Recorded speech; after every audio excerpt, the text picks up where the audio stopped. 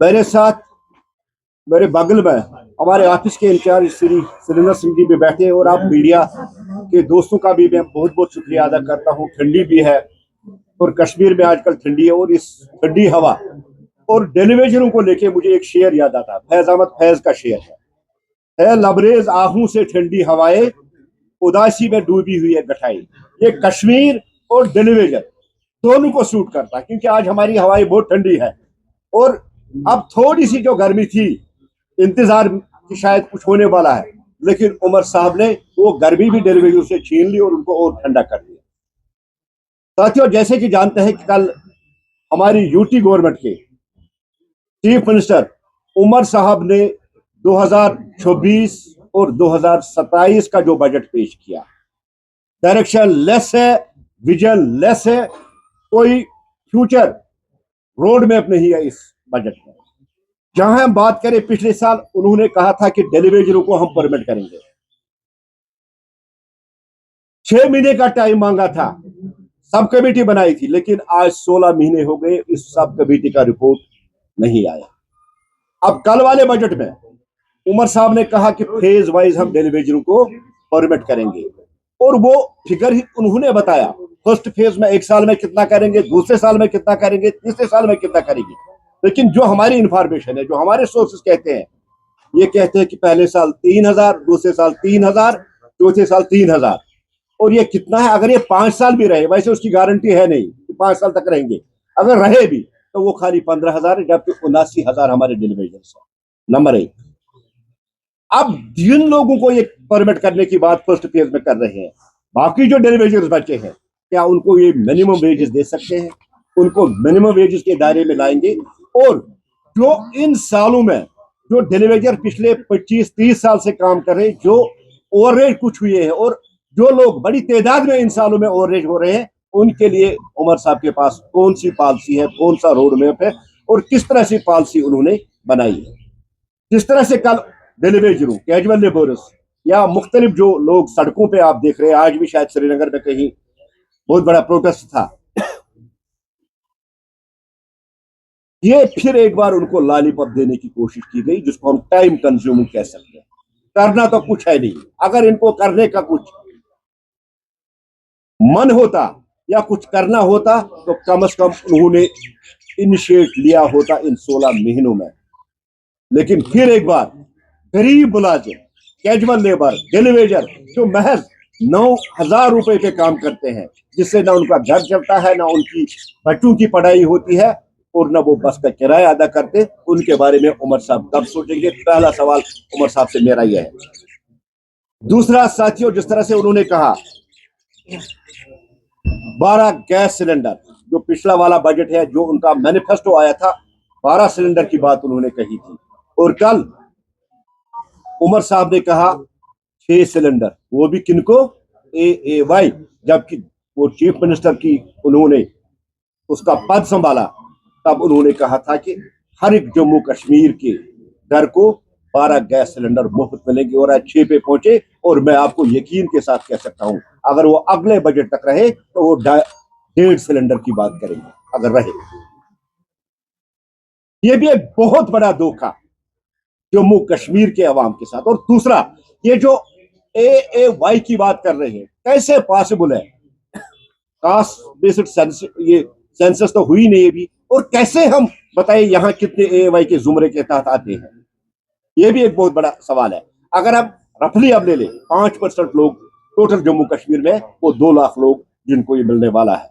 लेकिन जब तक कास्ट बेस्ड सेंसस नहीं होगा, ये पॉसिबल नहीं है। एक और लॉलीपॉप उन AAY लोगों को, एक और झूठा वादा, एक और फरेब, एक और मक्कारी, ये जो कल के बजट में उन्होंने दिखाई। तीसरा, साथियों, मुफ्त बिजली की उन्होंने बात की थी, 200 यूनिट की बात की। पहले तो कहा कि मीटर तवी और जहल में बहा दूंगा, उसके बाद उन्होंने कहा कि अब AAY को बिजली दी जाएगी। वहां भी सेम क्वेश्चन है, अभी सेंसस हुई नहीं है, किनको आप दे रहे हो और उनकी आबादी कितनी है। अब 200 यूनिट जो ये AAY देने, उन लोगों को देने, उसको भी अब उन्होंने नकारा। अब क्या कह रहे हैं? वो सोलर पैनल लगा दे, और सोलर पैनल में 2 लाख रुपए लगता है, जो 500,000 रुपए बिजली फीस नहीं दे सकता है। वो 2 लाख एक साथ कहां से लाके सोलर पैनल लगा दे। लेकिन उसके साथ साथ अगर मैं ये कहूं, ये सेंटर की स्कीम है, ये नरेंद्र मोदी जी की स्कीम है, पीएम सूर्या योजना। यहां भी उन्होंने कॉपी पेस्ट इसको की है। मैं उमर साहब से पूछना चाहता हूं, कितने मजाक करोगे आप जम्मू कश्मीर के शहरी के साथ? जब आप इलेक्शन लड़ी तो आपने मैनिफेस्टो में तो बहुत बड़े बड़े वादे, बहुत बड़ी बड़ी गारंटियां दी थी, लेकिन दूसरा साल आते आते 12 से 6 200 यूनिट में भी अब आपने इनकार ही कर दिया। अब उनको 2 लाख रुपए खर्च करने, सोलर पैनलिंग करनी है, तभी उन्हें ये वालों को ये बिजली मिलेगी। इसी तरह से साथियों, कल उन्होंने एक बात की कि हम पूरा ध्यान अब लखपति दीदी को दे देंगे। ये लखपति दीदी स्कीम किसकी है? ये देश के प्रधानमंत्री नरेंद्र मोदी ने हमारी मां, बहन, बेटियों, उनकी अपलिफ्टमेंट के लिए स्कीम दी। तो आपके पास क्या है? आप जम्मू कश्मीर को क्या दे रहे हैं? आपने जम्मू कश्मीर के लोगों को क्या देना है? जो कल आप बजट आपने पेश किया, उसमें जम्मू कश्मीर के लोगों के लिए आपने क्या रखा है? अगर आप लखपति दीदी की बात करें, अगर आप पीएम सूर्यागर योजना की बात कर रहे हैं, ये तो सेंटर की स्कीम है। आप बताइए ना, आप तो 12 से 6 पहुंचे और अगले साल तक अगर रहे आप 1.5 तक पहुंचेंगे। आप कितनी देर तक जम्मू कश्मीर के लोगों को ये झूठे वादे और फैसला हो गए झूठे वादों में? तीसरा सर, उन्होंने कहा था कि टूरिज्म, ट्राइबल टूरिज्म, याद है आपको 1 फरवरी को देश की होम मिनिस्टर, देश की फाइनेंस मिनिस्टर निर्मला सीतारमन जी ने बजट पेश किया। उन्होंने उसमें एडवेंचर टूरिज्म की बात की, जो हमारे जम्मू कश्मीर में, खासकर कश्मीर में, जिसके लिए बहुत बड़ा स्कोप है, क्योंकि यहाँ पहाड़ भी है, माउंटेन भी है और स्नो पीक्स भी है, उसकी बात उन्होंने की। और उमर साहब ने कल वो बजट का वेट कर रहे थे, कल इसका नाम चेंज करके ट्राइबल टूरिज्म उसको रखा।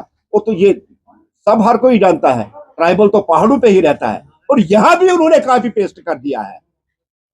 जबकि उमर साहब, आप मुझे बताइए, आपकी दूध पथरी बंद है, आपके इतने जो टूरिस्ट डेस्टिनेशन है वो बंद है, उनके खोलने के लिए आपने क्या किया? और आप कह रहे हैं मैं टूरिज्म को बढ़ावा दूंगा। कैसे पॉसिबल है?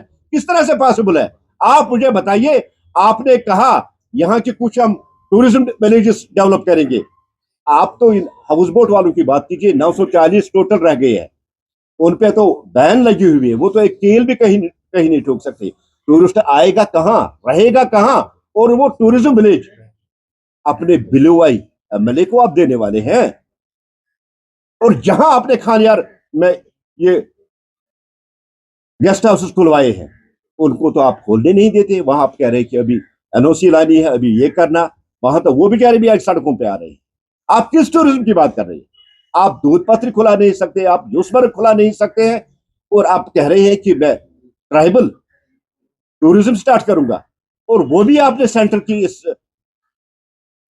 बजट में जो निर्मला सीतारमन ने कहा था उसकी आपने कॉपी की। मुझे आप बताइए, जम्मू कश्मीर के यूथ के लिए आपने क्या रखा है? जम्मू कश्मीर की माँ, बेटी, बहन, जिनको हम महिला कहते हैं, उनके के लिए क्या रखा है? जम्मू कश्मीर के किसानों, जम्मू कश्मीर के मजदूरों के लिए क्या आपने रखा है? उनके लिए कुछ रखा आपने बजट में? जिस तरह से सीएम साहब कहते हैं मेरे पास कोई जादुई छड़ी नहीं है कि मैं ये कर सकता हूं। सीएम साहब, आप खुद इतने निराश है, और निराश सीएम इस कौम को किस डायरेक्शन में ले सकता है?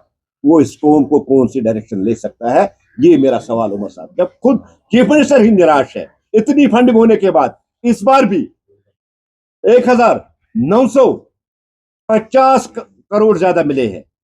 आपने तो पिछले बजट में लेप्स 10% करा दिया। आप करना नहीं चाहते हैं कुछ। और अगर आप निराश है, किस बात से निराश है? अगर आप निराश है, गमगीन है, तो आपको इस कुर्सी पर बैठने का कोई हक नहीं है। आप मुझे बताइए, एक निराश चीफ मिनिस्टर जम्मू कश्मीर के लोगों को कौन सी डायरेक्शन दे सकता है? यह है एक सवाल। दूसरा साथियों, जिस तरह से मुख्तलिफ इन्होंने कल बजट में बातें की, वो तो जबानी खर्च बहुत था, हमने कल भी इस पे बात की, बहुत कुछ कहा, बड़ा उन्होंने बोला। लेकिन इस बजट में आम जो कश्मीरी है, आम जो जम्मू का शहरी है, खासकर मैं कश्मीर की बात करूं, उनके लिए क्या रखा आपने?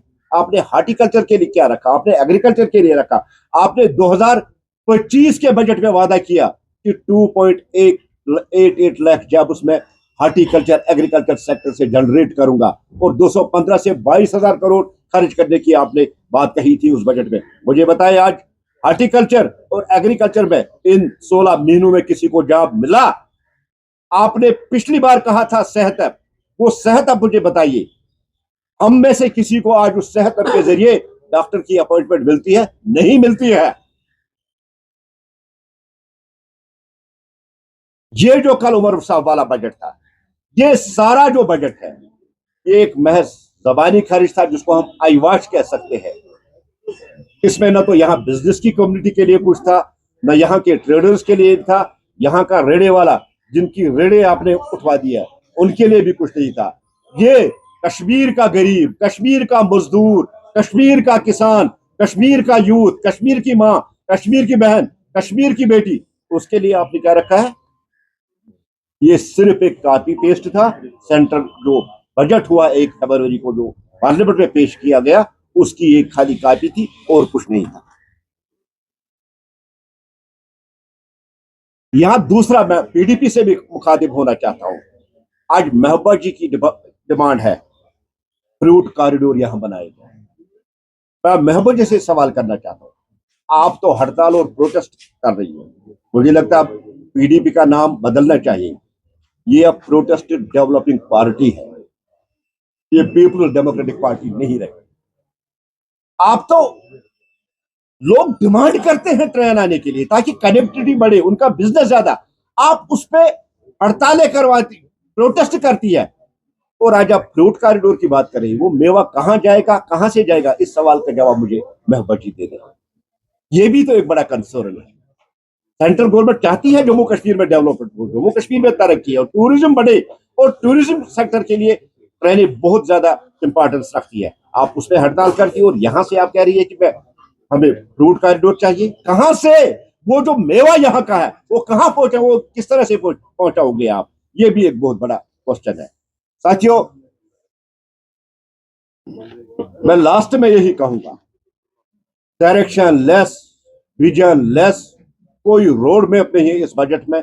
टेलीविजन, कैजुअल लेबर, मजदूर, किसान, उनके लिए कुछ नहीं है। मैं इस तरह से, मैंने एक शेर से शुरू किया था, मैं अब एक शेर, शायद उसका भी आप अच्छी तरह से मतलब समझेंगे। फैज अहमद फैज का ही शेर है। मचलती है सीने में लाख आरज़ुएं, तड़पती है आंखों में लाख इल्तिजाए। हर एक कश्मीरी के आंख में आज इल्तिजा, आरज़ू जो हमें थी इस बजट के साथ, उन आरज़ू को कल उमर साहब ने मिलिया मेट कर दिया। कश्मीरियों के लिए, जम्मू के लोगों के लिए कुछ नहीं दिया। बहुत बहुत शुक्रिया।